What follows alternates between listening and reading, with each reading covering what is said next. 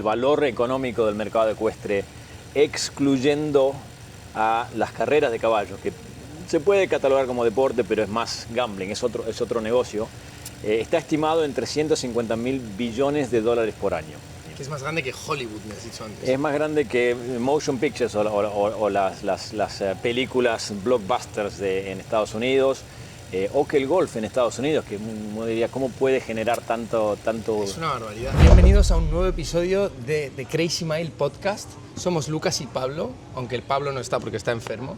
Estamos dando la vuelta al mundo entrevistando a emprendedores y hoy estamos con Pato Furlong en Singapur, en el Club de Polo de Singapur. Y es un placer tenerte con nosotros. Encantado. Muchas gracias. Sí, encantado. Pato lleva muchos años en el mundo, sobre todo de los caballos. Tiene un background de banca, ha estado trabajando en bancos en Londres, en Hong Kong, aquí en Singapur. Y desde hace poco ha empezado a juntar un poco su pasión por los caballos con el mundo de las finanzas y la tecnología. Y yo creo que el proyecto más interesante, aparte de hacer consultoría en el mundo de los caballos y tal, que está montando es Cavago, que es como un Airbnb para gestionar todo lo que son las transacciones, servicios en el mundo de los caballos, ¿no? En los clubes, si no me equivoco, me corriges, ¿no? Sí. Y es un poco como Playtomic, ¿no? Para los que lo conozcáis, pero en el mundo de los caballos. Ha levantado 5 millones de dólares y ahora mismo tienen 200.000 dólares de revenue mensual de MRR. Impresionante, ¿no? Súper guay. Y tienes otros proyectos ahí, pero bueno, vamos a centrarnos en este por no hablar de todo, ¿no? Sí. ¿Cómo es ese journey, ¿no? ¿Cómo de repente coges, después de tu background en banca, y dices, quiero montar esto? ¿Cómo encuentras esta oportunidad? Bueno, vino un poco de... Una cosa lleva a la otra. Yo había establecido una escuela de polo en la que me había pasado bastante tiempo en desarrollar, que se tornó muy grande, en un lugar chico como es Singapur. Y di con otro entrepreneur, tanto más loco que yo por los caballos, que tenía también su idea de digitalizar el mundo ecuestre, que es mucho más grande de lo que pensamos, incluso de lo que yo pensaba viniendo del mundo del polo, digamos. Da datos porque me los has contado antes y son impresionantes. Sí, bueno, hay algunos datos que yo no sabía tampoco. Bueno, por ejemplo, el mercado ecuestre, o sea, el valor económico del mercado ecuestre, excluyendo a las carreras de caballos, que se puede catalogar como deporte, pero es más gambling, es otro negocio, está estimado en 350.000 billones de dólares por año. Todas esas transacciones que se generan desde, por ejemplo, tener un caballo en un establo, eso genera un intercambio de dinero, obviamente, entre el dueño del lugar y el dueño, o actividades como clases de equitación, competencias de equitación, o incluso una andada a caballo por la playa en Grecia, como decirte un ejemplo. Esto todo genera un valor económico de ese tamaño. Que es más grande que Hollywood, me has dicho antes. Es más grande que motion pictures o las películas blockbusters en Estados Unidos, o que el golf en Estados Unidos, que uno diría, ¿cómo puede generar tanto? Es una barbaridad. Sí. Es que además un poco lo que hablábamos de que es un mercado como que hay poco como talento en ese sentido, ¿no? Por ejemplo, en el polo sois muy pocos, por lo que me estabas contando, y es opaco, o sea, no hay tanto. Entonces la oportunidad de Cavago es muy grande en el sentido de que no hay tanta gente con conocimiento que vaya a cruzar tecnología con este servicio, ¿no? Y que pueda desplegarlo mundialmente, y aún así el mercado, si lo capturas, es una oportunidad, Sí. como decías, de unicornio, ¿no? Sí, eventualmente siempre digamos, un poco en chiste, un poco en serio, queremos que el caballo desarrolle un cuerno eventualmente. Entonces, pero estamos en ese proceso y es un proceso, o sea, muy interesante, pero hay que cambiar un poco la cultura del mundo ecuestre, que es muy análoga. Generalmente la gente que está entre caballos, los usuarios, por un lado, sí están acostumbrados a hacer su booking y su pago de un ticket de una cancha de pádel, por ejemplo, o ir al cine en forma con una aplicación. O sea, es muy fácil desde el punto de vista de customer. Del proveedor del servicio es un poco más difícil porque generalmente estás con gente que entienden muchísimo y saben muchísimo del caballo y la posición. De campo. Precisamente. No por nada, o sea, no es por desprestigiarlo, pero que la gente de campo en general es como lo opuesto a la tecnología, ¿no? Pero no solamente eso, también o sea, es difícil que alguien tenga una buena estrategia de marketing, una buena estrategia de gestión, que en cualquier negocio es importante. O sea, no es que sea relacionado solamente con la tecnología, sino relacionado es cómo manejar el negocio como un empresario, más que como un buen gerente de la operación de caballo. No sé si me entendés. ¿Dirías que ese es el mayor challenge que tenéis? Es uno que no creíamos que iba a ser tan difícil convertirlo, pero encontramos que generalmente en un establo o el dueño de una propiedad ecuestre en sus 60 o 70 años, sus hijos y nietos son mucho mejores y entienden la oportunidad mucho mejor. Entonces, con el cambio generacional, esto nos da una oportunidad de por lo menos demostrarle al dueño del negocio que esto le va a generar ahorros en su gestión, marketing que le va a costar muy poco y eventualmente le va a generar más revenues. O sea, al final es cuestión de hacerle la vida más fácil y hacer que gane más dinero. Si eres capaz de hacer eso, vas a ganar 100%, ¿no? Exacto. Me gustaría pivotar un poco porque yo creo que el que quiera investigar sobre esto puede investigar Cavago, C-A-V-A-G-O. Y me gustaría hablar un poco más sobre tu journey, ¿no? Tu camino y cómo de repente pues, tú sales de Argentina, te haces un gap year, sobre todo esos momentos de transición, ¿no? De salto, donde se involucra un poco el miedo y el decir, ostras, voy a dejar todo atrás. Sí. Cuando has tenido que enfrentarte a eso, ¿cómo lo has enfrentado? Bueno, con miedo, sí. Y el miedo a lo desconocido, uno es muy fácil entrar en un hábito, entrar en un área de confort, y sobre todo estando en la vida corporativa, que uno tiene su sueldo todos los meses, podés planificar, sabés que tu carrera tiene una cierta trayectoria y demás, y bueno, hay momentos de ascenso o de movimiento y demás, pero siempre sobre una base bastante predecible, yo le llamo. Hasta que llegas a un momento en tu carrera que eso se hace tal vez más impredecible, y a medida que sos más senior, yo llegué a ser el Managing Director de un banco en Asia, o sea, es una pirámide. Y las presiones de esa pirámide a veces te cansan, se hacen más difícil de sobrellevar, sobre todo si tenés alguna pasión o alguna idea de hacer algo que generalmente puedas tener un impacto. Y yo tuve la suerte de tirarme un poco en esa dirección.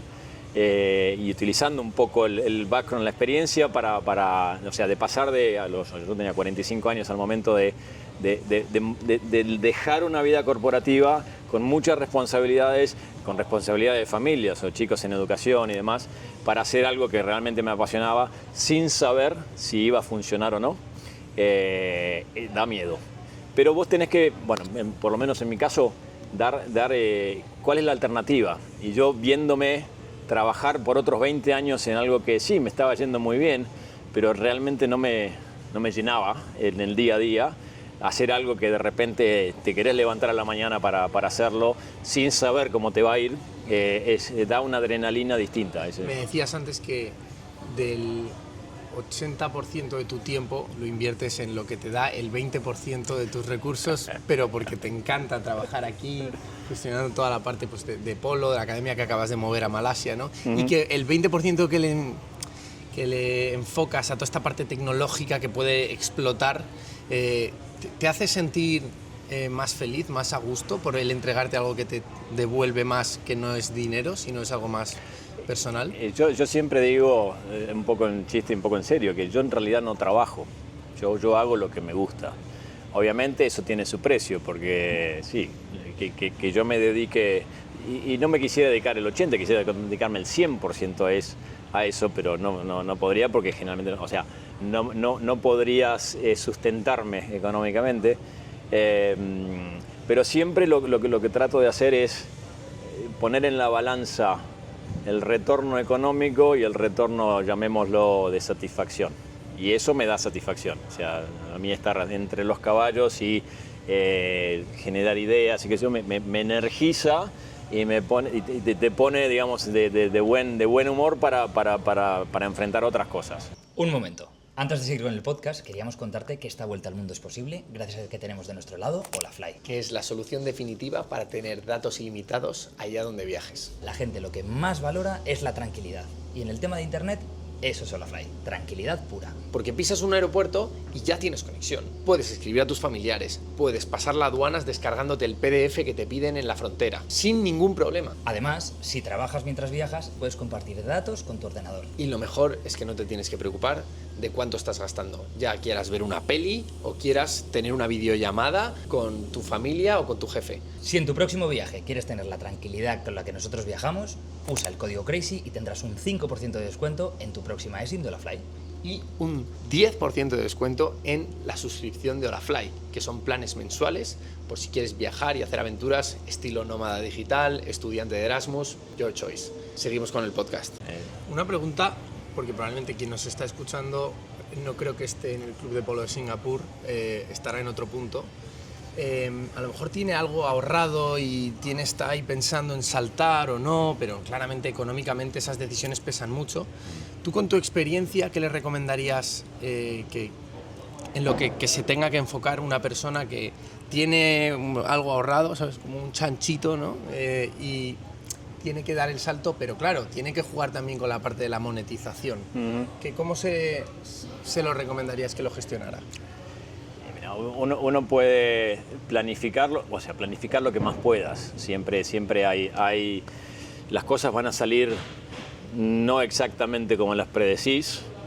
Pueden salir bien, pueden salir medio regular o pueden salir mal también. Yo creo que, o sea, en algunos puntos yo cometí algunos errores de por ahí double down, o sea, seguir dedicándole tiempo y esfuerzo a algo que por ahí a veces, o sea, tomar la decisión de cortar ciertas decisiones cuesta, porque uno tiende a pensar o sea, tomás una dirección y va a estar bien.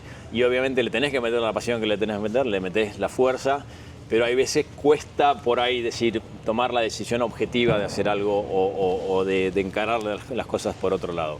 A mí me ha costado mucho eso, en cierta forma, y por ahí perdés oportunidad, tenés un costo de oportunidad de tu tiempo aplicado a algo que por ahí no te va a redituar tanto como otras cosas, que comprometiendo cosas que por ahí no te gustan tanto, pero que en un portfolio de actividades, en el todo, o sea, te tiene que ser positivo, porque si no sé, seguir una pasión que no tiene viabilidad es muy difícil, pues te va a llevar a mucha frustración. Sí, ¿no? O sea, al final tienes que poder tener un retorno para poder reinvertirlo, para poder usarlo y crecer y progresar más rápido, o al menos más a gusto, un poco más tranquilo, más conservador.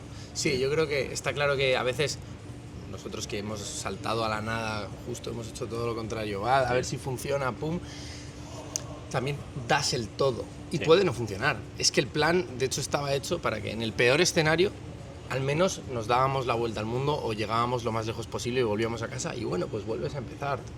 Pero en ese trayecto surgen otras cosas que no tenías pensado también. O sea, yo, por ejemplo, involucrarme con Cavago o haber tenido oportunidad de participar en otros proyectos y demás, solo vinieron luego de haber lanzado la escuela de polo. Entonces es como que va formando una credibilidad en ese sector que mucha gente después quiere consultarte o necesita algún asesoramiento además para otras cosas, y entonces muchas cosas que no predecís de repente salen porque estás en ese trayecto. Sin duda es una especie de mezcla entre el interés compuesto de todo lo que llevas haciendo en tu vida, de tu pasión por el polo, de tu background financiero, ¿no? Y luego un poco el concepto de connecting the dots de Steve Jobs, de miras atrás y dices, ostras, ahora todo tiene sentido, ¿no? Sí. Que esté aquí, ¿no? Exacto. Pero en el primer momento no lo ves y no lo puedes predecir. Justo. Entonces, solo se miran hacia atrás. Exacto. Y ya por ir terminando, porque además tenemos que cerrar, que te tienes que ir, me encantaría que nos cuentes, en base a una experiencia que te haya pasado en la vida, que te haya marcado mucho, qué es lo que te ha enseñado y por qué crees que es lo que más te ha enseñado. Yo creo que la resiliencia, no sé si en castellano se dice resilience, o sea, por más que los golpes vengan de un lado o de otro, es decir, bueno, okay, tratar de tomarlo como positivo y encarar para adelante. Un ejemplo que te doy fue al año y medio de haber empezado con una escuela de polo, haber dejado un trabajo corporativo, haber tomado el riesgo de hacer algo, vino la pandemia. ¿Qué significó? Que de repente estaba generando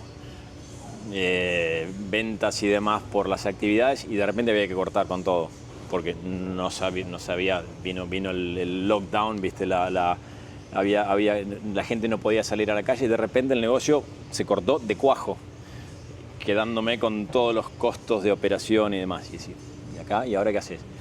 Pero tratar de buscarle la vuelta a las cosas, encontramos formas creativas de mantener el negocio, como por ejemplo sponsorear un caballo, hacer a un caballo feliz, por ejemplo. Entonces la gente voluntariamente apoyaba algo que veía como una situación extrema.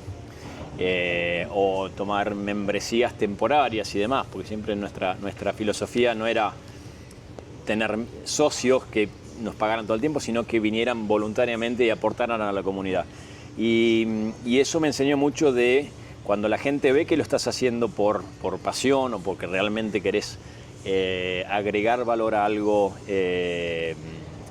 la gente lo ve a eso y tiende a apoyarlo. Entonces, eso fue una sorpresa muy grande y muy rewarding, que nunca me había pasado en la vida corporativa. Eso solo mismo me dio la energía como para decir, bueno, acá hay un way out, acá hay una forma de reencaminar esto, que después me dio otras ideas para hacer otras cosas, jugando sobre lo mismo, sobre la parte emocional, que es la relación de la persona con el caballo, que va mucho más que un negocio. Entonces, eso es lo que por eso me paso 80% de mi tiempo por solo el 20%, porque el retorno de satisfacción emocional y el valor que le agregás a la gente desarrollando o ayudando o poniendo para que la gente tenga esa oportunidad de interactuar con caballos, es algo que no me lo ha pagado ningún negocio. O sea, dirías que bueno, confírmamelo, pero dirías que emprender frente al mundo corporativo te ha retornado muchísimo más con creces. Sí, y ha generado muchos dolores también, ¿eh? O sea, sí. Digamos, eso es eso no te lo quita nadie. Pero el mundo corporativo seguro que también. Sí. Oye, Pato, un placer, de verdad. Millones de gracias por invitarme aquí. Si os ha gustado, dejar un comentario, un like y nos vemos en el próximo capítulo del podcast. Cuidaos mucho.